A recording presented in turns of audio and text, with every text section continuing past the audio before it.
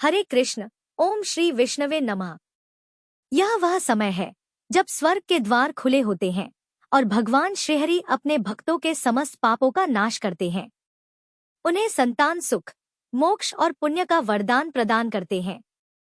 श्रावण का महीना वैसे भी अत्यंत पवित्र होता है। धरती हरियाली से आच्छादित होती है, आकाश में मेघ गूंजते हैं और मंद पवन तुलसी की पत्तियों को स्पंदित करता है। संपूर्ण वातावरण में जैसे भक्ति की सुगंध घुल जाती है।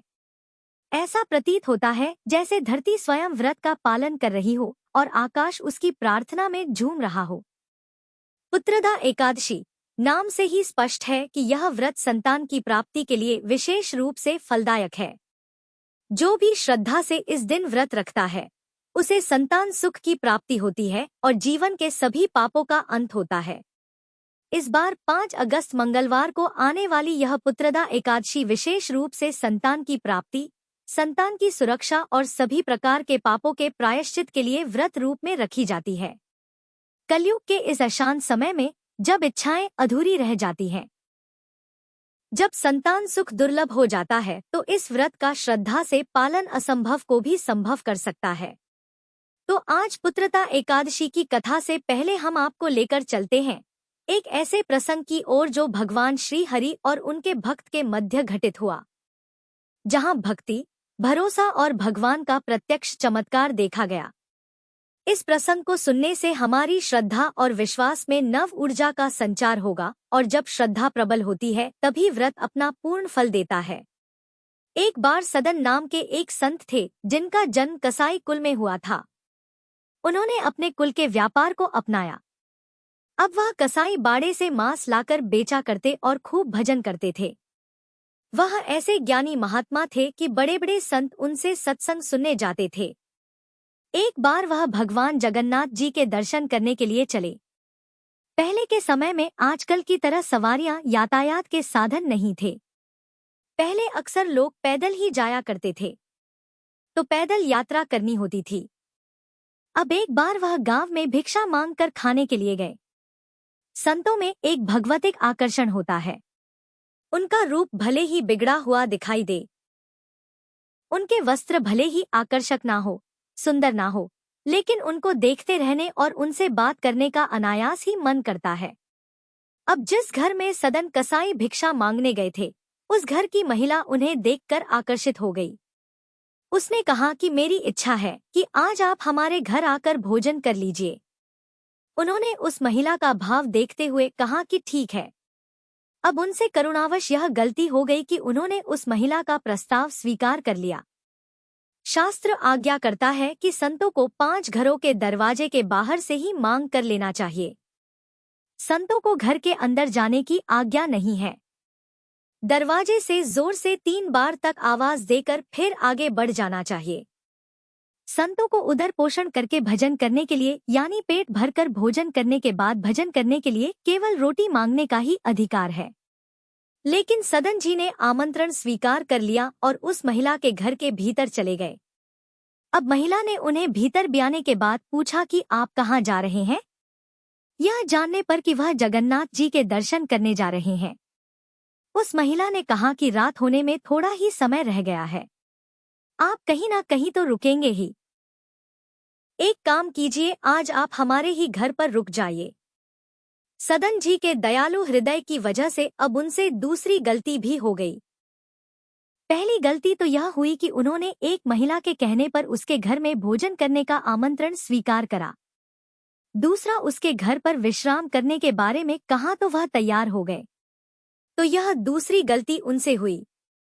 जबकि एक विरक्त संत को, यानी जो सन्यासी होते हैं, उन्हें कभी गृहस्थों के आसन में, गृहस्थों के घर में शयन नहीं करना चाहिए, क्योंकि उनके आसन में गृहस्थ के परमाणु होते हैं।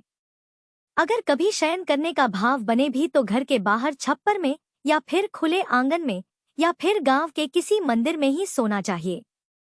घर के भीतर नहीं जाना चाहिए, यह अति आवश्यक होता है। तो साधु कमंडल में गंगाजल रखते हैं। जल डालकर स्थान पवित्र कर लिया और फिर स्वयं का आसन बिछाकर कुछ क्षण के लिए बैठ गई। लेकिन किसी भी गृहस्थ के यहाँ एक साधु को कभी शयन यानी सोना नहीं चाहिए। अब उस महिला के अंदर काम भाव आ गया। वह रात में उठकर सदन जी के पास गई और उसने अपनी भावना प्रकट की।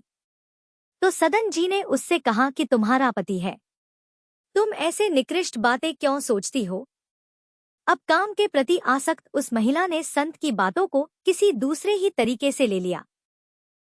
वो उसका दूसरा ही अर्थ समझ बैठी तो उसने सोचा कि इनके कहने का मतलब यह है कि अभी तुम्हारा पति जीवित है। तो उसने घर के भीतर जाकर अपने पति को मार दिया। कामांध व्यक्ति कुछ भी कर सकता है।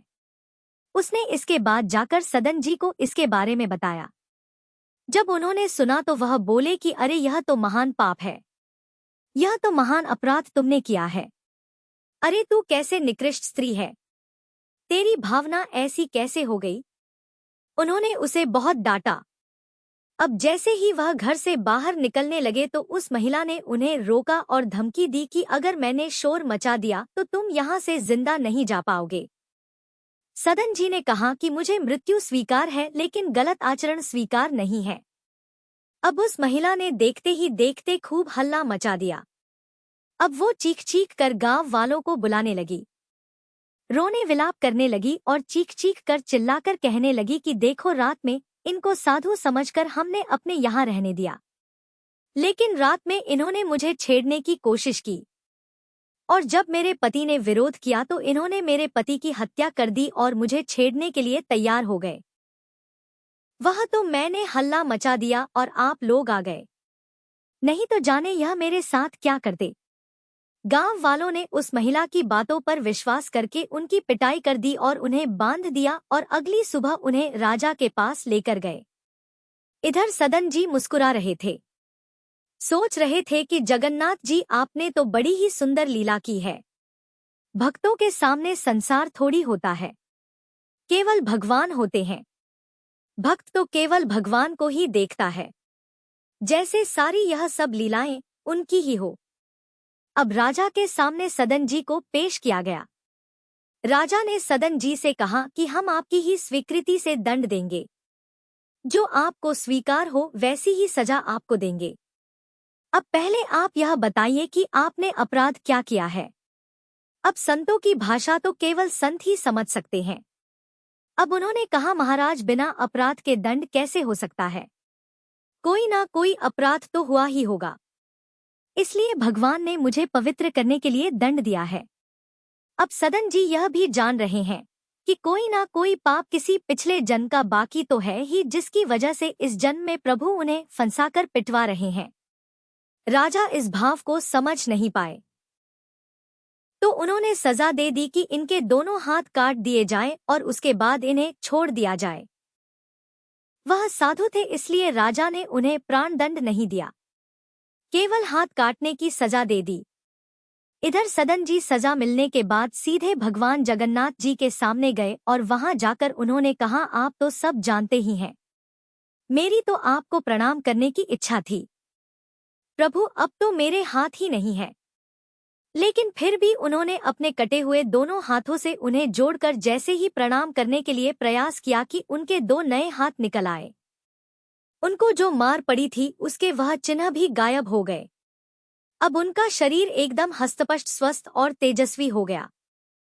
सदन जी ने दोनों हाथ जोड़े और जगन्नाथ जी के सामने साष्टांग लेट गए। तभी भगवान वहां प्रकट हुए और कहने लगे तुम्हें मुझ पर गुस्सा नहीं आया कि बिना किसी गलती के मैंने तुम्हारे ऊपर आरोप लगवाया और सजा भी दिलवाई।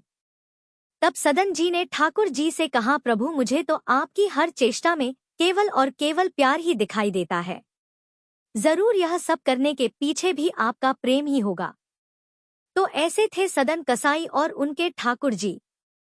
इस तरह की लीलाएं ठाकुर जी रचा करते हैं अपने भक्तों के साथ में। सभी प्रेम से बोलिए सदन कसाई की जय, ठाकुर जी की जय। अब कल्पना कीजिए संध्या की बेला है, दिशाएं शांत है, आकाश सुनहरा हो उठा है, हस्तिनापुर की राजसभा दिव्य दीपों से आलोकित है। धर्मराज युधिष्ठिर अपने सिंहासन पर ध्यान मग्न बैठे हैं। उनकी दृष्टि आकाश की ओर टिकी है, क्योंकि आज का दिन असाधारण है। अचानक आकाश में एक स्वर्णिम रथ प्रकट होता है। वह रथ जो किसी साधारण युग का नहीं स्वयं द्वापर युग का प्रमाण है। चारों ओर से पुष्प वर्षा होती है, गंधर्व गान गूंजता है और आकाश में एक दिव्य गूंज सुनाई देती है। धर्म की रक्षा हेतु श्री हरि पधार रहे हैं। स्वर्ण रथ पर विराजमान है भगवान श्री कृष्ण। साक्षात नारायण स्वरूप, उनके मुख पर मधुर मुस्कान है, नेत्रों में करुणा और उनके साथ सजीव है दिव्यता की छाया। रथ जब धरती को स्पर्श करता है तो उसकी ध्वनि से अधर्म कांप उठता है और धर्ममय वायु चारों ओर फैल जाती है। धर्मराज युधिष्ठिर श्रद्धा से उठकर भगवान का स्वागत करते हैं और फिर निवेदन करते हैं, हे माधव, हमें आज की एकादशी का महात्म्य सुनाइए, जिससे हम सभी पापों से मुक्त होकर मोक्ष की ओर अग्रसर हो सके। आइए श्रोताओं, अब हम सब भी अपने मन के मंदिर में एक दीप जलाएं। श्री हरि की उस दिव्य सवारी का स्वागत करें और जुड़े उस अमर संवाद में, जहां एकादशी की कथा न केवल जीवन को पावन करती है बल्कि हमारे भीतर छिपे विकारों को भी हर लेती है। अब आरंभ करते हैं एकादशी की वह दिव्य कथा जो स्वर्ग से भी श्रेष्ठ पुण्य देती है। सभी प्रेम से बोलिए श्री कृष्ण भगवान की जय। सावन पुत्रदा एकादशी की जय। महाराज युधिष्ठिर ने पूछा, है मधुसूदन, श्रावण मास के शुक्ल पक्ष में किस नाम की एकादशी आती है? कृपया उसका भी वर्णन कीजिए। तब भगवान श्री कृष्ण बोले, राजन, प्राचीन काल की बात है। द्वापर युग के प्रारंभ का समय था। महिष्मती नगरी में राजा महिजीत अपने राज्य का पालन करते थे, किंतु उन्हें कोई पुत्र नहीं था, इसलिए वह राज्य उन्हें सुखदायक नहीं लगता था। अपनी अवस्था अधिक देखकर राजा को बड़ी चिंता होने लगी। उन्होंने प्रजाजनों के बीच बैठकर एक दिन इस प्रकार कहा, प्रजाजनों, इस जन्म में मुझसे कोई पातक नहीं हुआ है। मैंने अपने खजाने में अन्याय से कमाया हुआ धन भी कभी जमा नहीं किया। ब्राह्मणों और देवताओं का धन भी मैंने कभी नहीं लिया है। पुत्रवत प्रजा का पालन किया है, धर्म से पृथ्वी पर अधिकार जमाया है। दुष्टों को चाहे वे बंधु और पुत्रों के समान ही क्यों न हो, मैंने उन्हें हमेशा दंड दिया है। शिष्ट पुरुषों का सदैव सम्मान किया है और किसी को द्वेष का पात्र कभी नहीं समझा। फिर क्या कारण है जो मेरे घर में आज तक पुत्र उत्पन्न ही नहीं हुआ? आप लोग कृपया इस पर विचार करें। राजा के यह वचन सुनकर प्रजा और पुरोहितों के साथ कुछ ब्राह्मणों ने उनके हित का विचार करके गहन वन में प्रवेश किया। राजा का कल्याण चाहने वाले वे सभी लोग इधर उधर घूमकर ऋषि सेवित आश्रमों की तलाश करने लगे।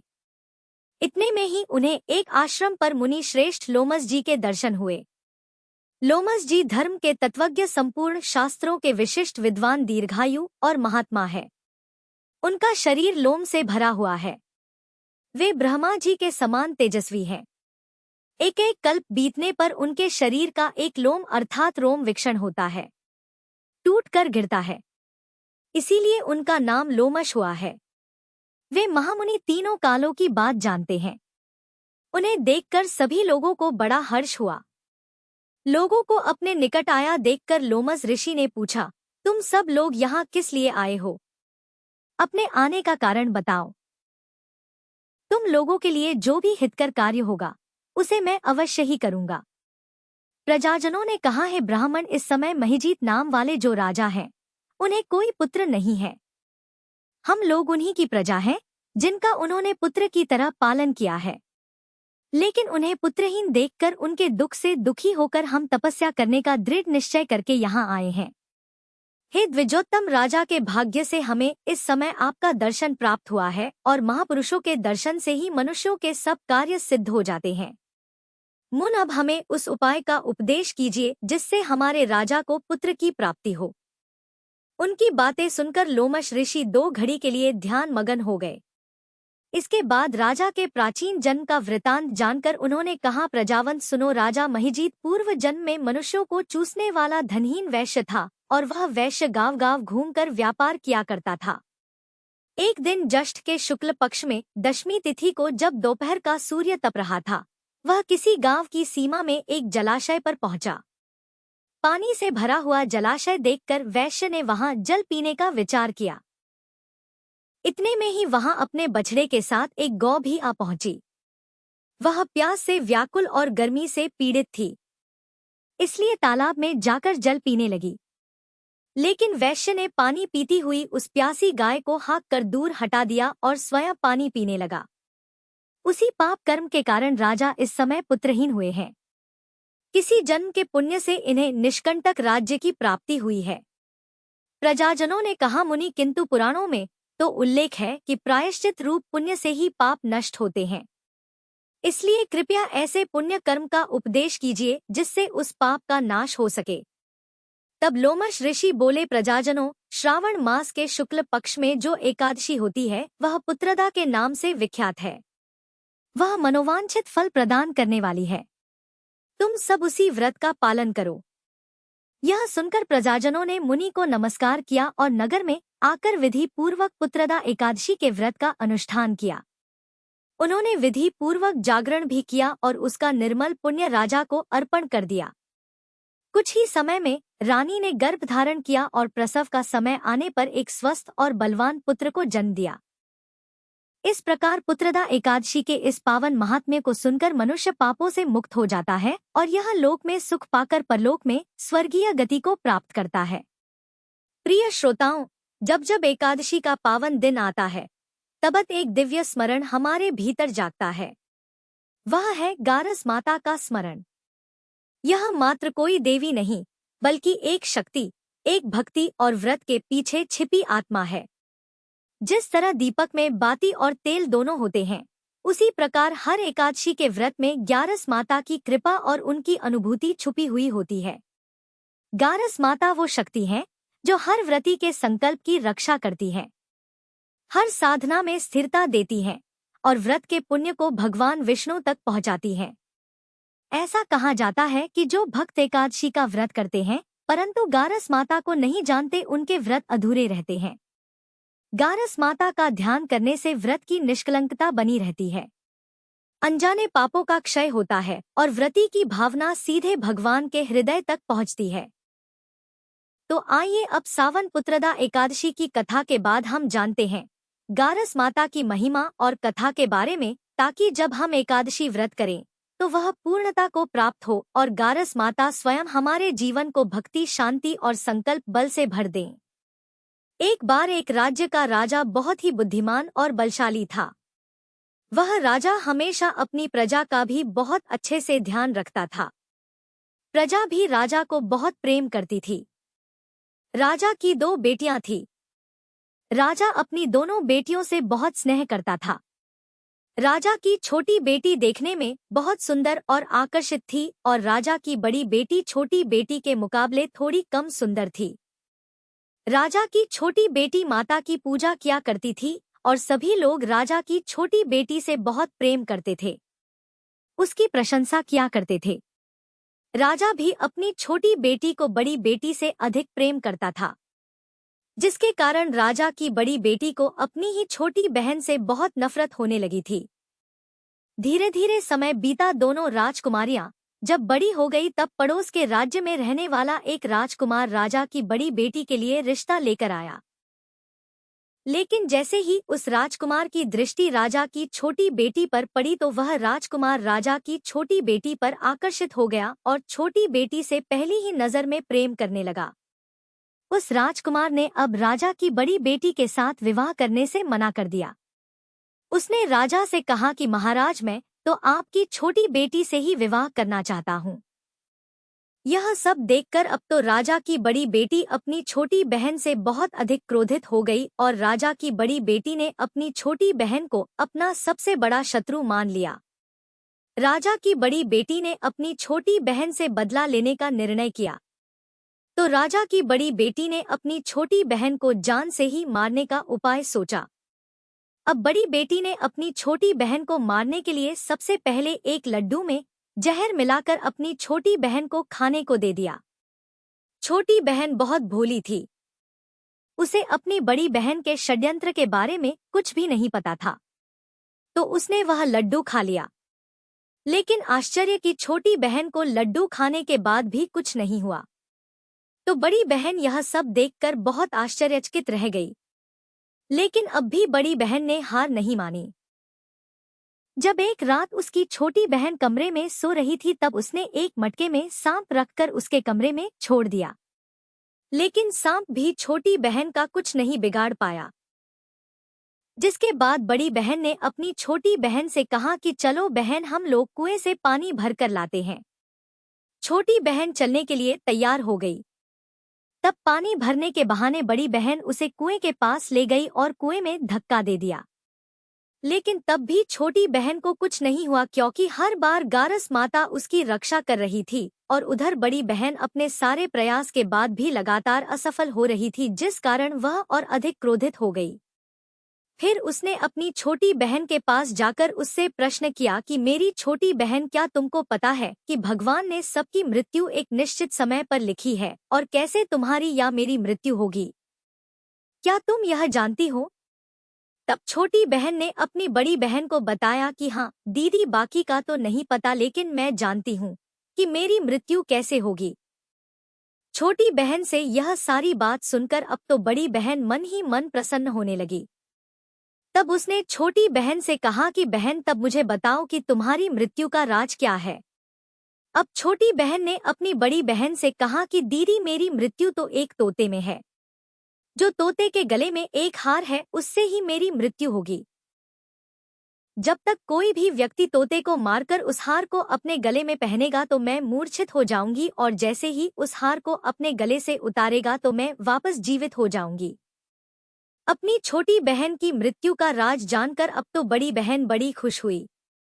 अब उसने अपनी छोटी बहन को मारने के लिए उस पालतू तोते को ढूंढना शुरू कर दिया। उधर छोटी बहन को इस बात का आभास हो गया था कि कोई तो है जो उसकी जान लेना चाहता है, जिसके लिए एक रात वह अपने पिताजी के पास गई और उसने अपने पिताजी से कहा कि पिताजी, मेरी मृत्यु के बाद आप मुझे जलाइएगा मत। आप मुझे अपनी पुरानी वाली हवेली में एक पलंग पर लिटाकर छोड़ दीजिएगा। अपनी छोटी बेटी की यह बातें सुनकर राजा बड़ा आश्चर्यचकित हो गया। लेकिन राजा ने अपनी छोटी बेटी से पूछा कि बेटी, तुम यह क्या कह रही हो? तब राजा की छोटी बेटी ने बताया कि पिताजी, समय किसी के लिए नहीं रुकता है। क्या पता कब किसको क्या हो जाए, इसका किसी को कुछ नहीं पता। तब राजा ने उससे कहा कि तुम ऐसी बातें क्यों करती हो? 2-3 दिन बाद तो तुम्हारा विवाह होना है। लेकिन छोटी बेटी ने अपने पिताजी को ऐसा ही करने पर मजबूर कर दिया और उनसे वचन भी ले लिया। तब राजा ने अपनी छोटी बेटी की बात स्वीकार कर ली और फिर समय आने पर 2-3 दिन के बाद जब विवाह का समय आया तब राजकुमार बारात लेकर राजा के घर आया। अब राजकुमार और राजा की छोटी बेटी के विवाह की रस्में शुरू हो गई। इधर जैसे ही राजा की छोटी बेटी राजकुमार के साथ फेरे लेने के लिए तैयार हुई तो उसकी बड़ी बहन अपनी छोटी बहन के कमरे में जाकर उसके तोते को पकड़ लेती है और उसे जान से मार देती है। तोते के गले में जो हार था उसको उसने अपने गले में पहन लिया। उधर जैसे ही बड़ी बहन ने उस हार को अपने गले में पहना तो उधर छोटी बहन, जो केवल 3 फेरे ही ले पाती है, वहीं पर बीच रास्ते में ही गिरकर बेहोश हो गई। जिसके बाद राजा ने बड़े बड़े हकीम वैद्यों को बुलाया और अपनी छोटी बेटी का इलाज करने के लिए कहा। राजा की बात सुनकर जब वैद्य ने छोटी बेटी को देखा तो राजा को बताया कि महाराज, आपकी छोटी बेटी ना तो जीवित है और ना मरी हुई है। ऐसा तो मैं पहली बार देख रहा हूँ। राजा ने वैद्य और हकीम को यह बात बाहर बताने से मना कर दिया और उनसे कहा कि अगर तुमने यह बात किसी को बाहर बताई तो हम तुमको फांसी पर लटकवा देंगे। को तैनात कर दिया। इसके बाद राजा वापस अपने महल में आ गया। इधर राजा की बड़ी बेटी अपने पिताजी के पास आई और कहने लगी, पिताजी, अगर यह विवाह संपन्न नहीं हुआ तो आपकी इज्जत का क्या होगा? जरा सोचिए। अगर आप कहें तो मैं आपकी इज्जत बचाने के लिए इस राजकुमार से विवाह करने के लिए तैयार हूँ। राजा अपनी बड़ी बेटी के षड्यंत्र के बारे में कुछ भी नहीं जानता था, तो उसने अपनी बड़ी बेटी की बात मान ली और तब राजा ने अपनी बड़ी बेटी को छोटी बेटी के कपड़े, आभूषण आदि पहनाकर मंडप में भेज दिया, ताकि किसी को इस बात का पता ना चले कि विवाह छोटी बेटी के साथ नहीं बल्कि बड़ी बेटी के साथ हो रहा है। लेकिन राजकुमार यह जान गया था कि यह तो राजा की छोटी बेटी नहीं है, बल्कि यह राजा की बड़ी बेटी है। अब राजकुमार ने राजा की बड़ी बेटी से विवाह करने से मना कर दिया। तब सभी लोगों ने राजकुमार को मजबूर करके राजा की बड़ी बेटी से बचे हुए फेरों को संपन्न करा दिया और फिर विवाह संपन्न हो गया। जिसके बाद राजकुमार राजा की बड़ी बेटी को अपने महल में ले गया। विवाह होने के बाद राजकुमार उससे ना तो बातें करता था, ना उसे पसंद करता था, ना ही उसके आसपास जाता था। राजकुमार ने तो यह फैसला भी कर लिया था कि चाहे कुछ भी हो जाए, वह अपनी प्रेमिका को ढूंढ कर रहेगा और जान कर रहेगा कि उसके साथ हुआ क्या है। फिर एक दिन राजकुमार अपने घोड़े पर सवार होकर राजा के पुराने महल के पास पहुंच गया, जहां पर उसने कुछ सैनिकों को देखा।